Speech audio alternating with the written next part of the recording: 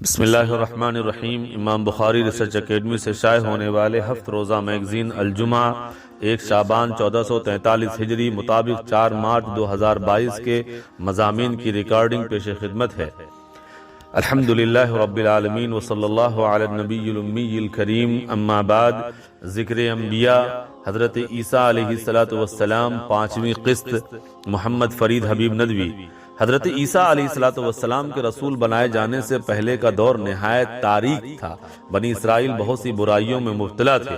انہوں نے اپنے دین کا حلیہ ہی بگاڑ رکھا تھا۔ وہ مشرکانہ رسوم کو اپنے مذہب کا حصہ بنا چکے تھے۔ جھوٹ، فریب، بغض و حسد جیسی اخلاقی برائیوں میں مبتلا تھے۔ وہ سود اور حرام کھاتے تھے۔ وہ اپنی برائیوں پر فخر کرتے تھے۔ وہ اتنے بدتمیز و جری ہو گئے تھے کہ اللہ کے نیک بندوں اور نبیوں کے ساتھ گستاخی کے ساتھ ان کا مذاق اڑاتے، بلکہ بہت سے نبیوں کو تو انہوں نے قتل تک کر دیا تھا۔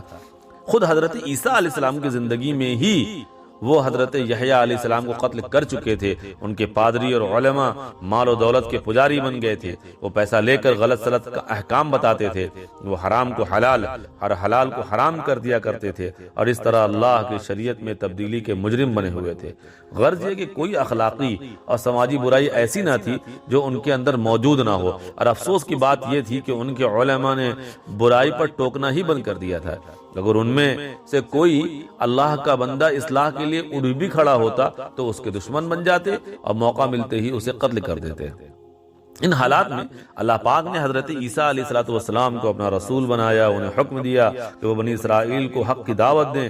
چنانچہ انہوں نے بنی اسرائیل کو یہ پیغام سنایا کہ میں اللہ کا پیغمبر اور رسول ہوں۔ اس نے مجھے تمہاری اصلاح کے لیے بھیجا ہے، اور تم نے اس کی کتاب تورات میں جو گڑبڑی کی ہے میں اسے ٹھیک کرنے کے لیے آیا ہوں۔ اس نے مجھے اپنی کتاب انجیل عطا کی جو حق و باطل کا فیصلہ کرنے والی ہے، لہذا تم میری پیروی کرو۔ یہودی حضرت عیسیٰ علیہ السلام کی یہ دعوت سن کر ان کے دشمن بن بیٹھے اور دن رات ان کے خلاف سازشیں کرنے لگے۔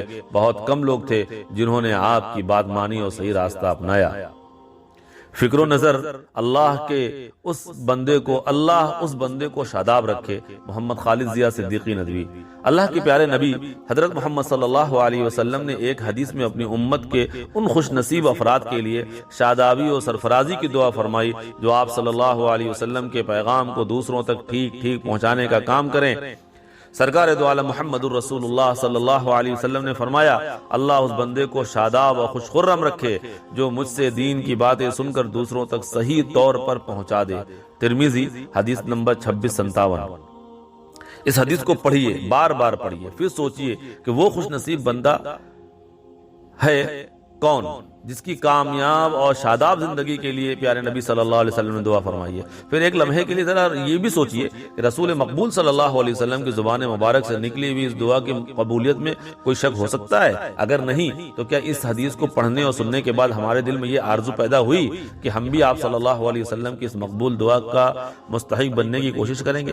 اگر یہ آرزو پیدا ہو رہی ہے تو پھر ہمیں یہ جاننا چاہیے کہ وہ کون سا عمل ہے جس کی ادائیگی پر یہ خوشخبری اور مزدہ سنایا گیا ہے۔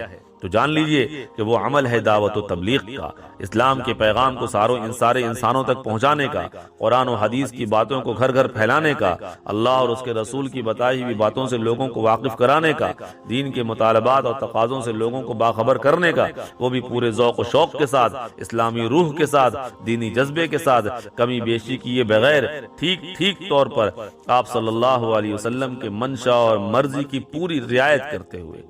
اگر ہم پوری مستعدی کے ساتھ اس فریضے کو انجام دینے میں مشغول ہو گئے تو یقین مانیے کہ ہم ان خوش نصیب بندوں میں شامل ہو گئے جن کے لیے اس حدیث میں دعا کی گئی ہے۔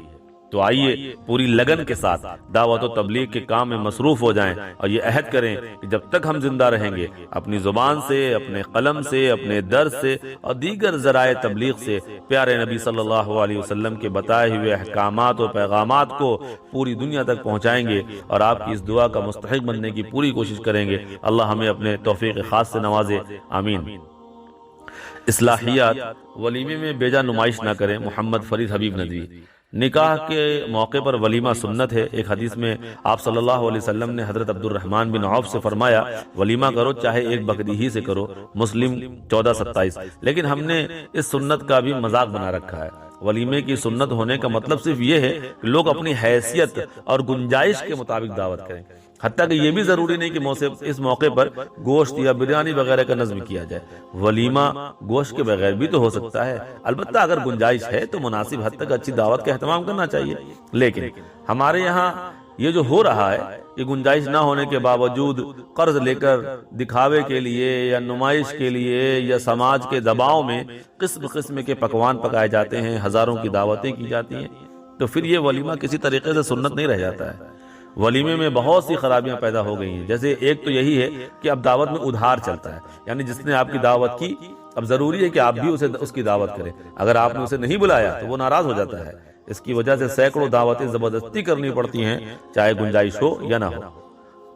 مالداروں کے ولیمے میں غریبوں کی دعوت نہیں دی جاتی ہے، بلکہ ایسا دیکھا اور سنا گیا ہے کہ جو مالدار لوگ ہیں وہ اپنے غریب رشتہ داروں کو بھی اس موقع پر دعوت نہیں دیتے، یہ انتہائی بری بات ہے۔ رسول اکرم صلی اللہ علیہ وسلم نے فرمایا کہ سب سے برا وہ کھانا ہے جس میں مالداروں کو دعوت دی جائے اور غریبوں کو نہ پوچھا جائے، بخاری 5177۔